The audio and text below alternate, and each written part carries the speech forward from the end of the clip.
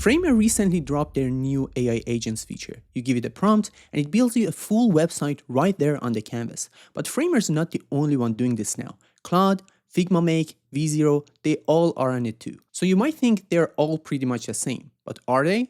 That's exactly what I wanted to figure out. Same prompt, all four tools, and let's see who actually comes out on top. Because get this wrong and you're stuck with a site you can't edit and can't hand to a client.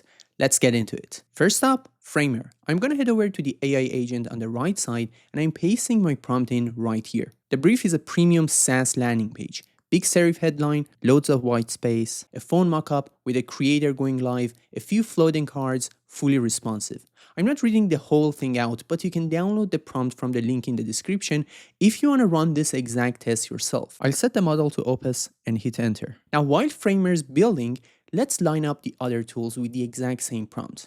I'm going to head over to Claude Design, paste the prompt in, and from this dropdown, I'll choose Prototype. And I'll make sure I'm on Opus here too, because that's what I gave Framer. Same model, fair fight. Then Figma Make, same prompt, straight in.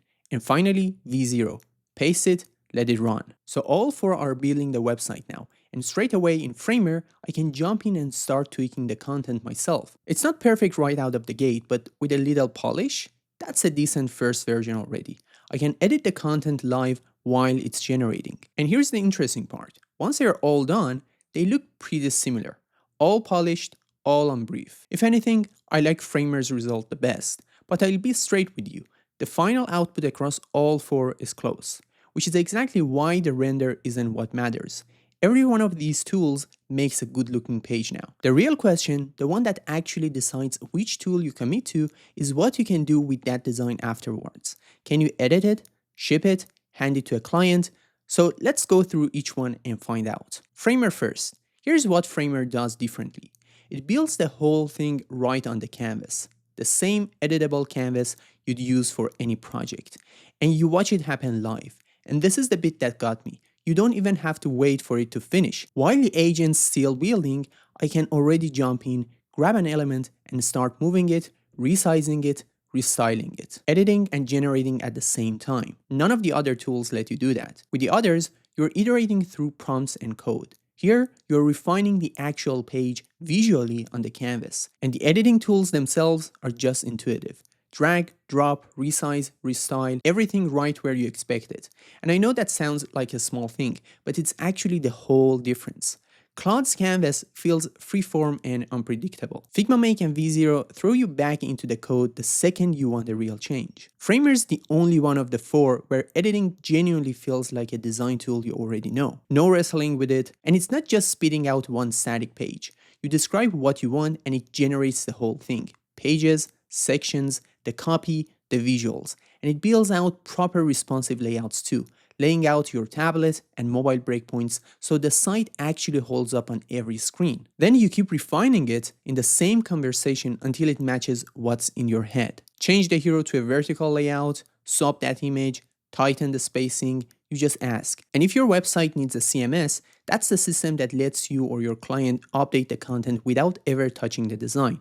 You can just get the AI agent to manage the whole thing. It'll set up your collections, add the content, and keep it all in sync with the design system for you. Your SEO's handled too. The agent will review your metadata and page structure, and even prep your pages to show up in AI search, so when someone asks an assistant a question, your client site is ready to be the answer. Hosting's built in, hit publish, and it's live in seconds. And it goes way past presets. Need a custom component or proper interaction?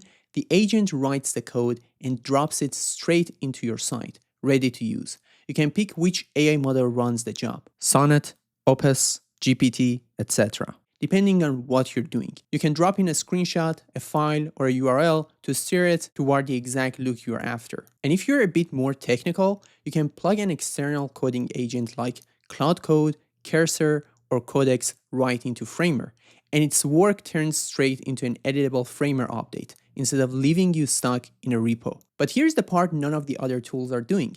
The agent doesn't clock off once the site's built. Ask it to review your site and it'll find your problems before your visitors do.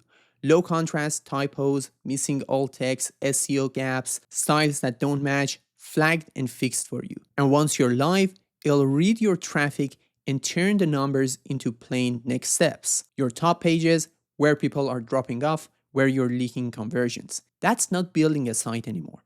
That's helping you run it. Now, is it perfect? Not quite. Couple of honest cons from my own experience. First, it's a little slower than Cloud Design, but I mean barely. You'd hardly notice it. And the bigger one, you can't export your project. Your site lives on Framer's hosting, and there is no way to pull the files and host them elsewhere.